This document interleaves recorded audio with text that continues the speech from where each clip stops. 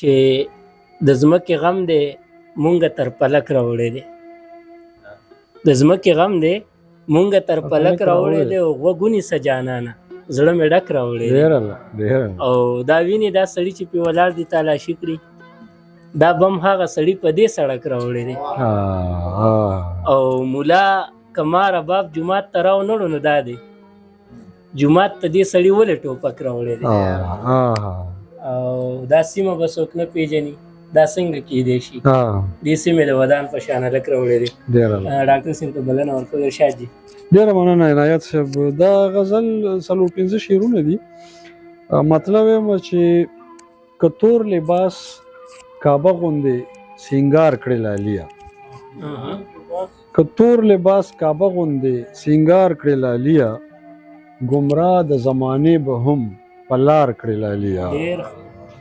او پوهېږم اپوټه لیکلي سم وي آینه کې، پوهېږم اپوټه لیکلي سم وي آینه کې، په زړه کې د اقرار وي چې انکار کړې لالیا. پوهېږم اپوټه لیکلي سم وي آینه کې، په زړه کې د اقرار وي چې انکار کړې لالیا. او خبرې دې سندرې دي کلونه پې سرشار یم، خبرې دې سندرې دي کلونه پې سرشار یم، دا ځکه څو لمحو لمې ایثار کړې لالیا.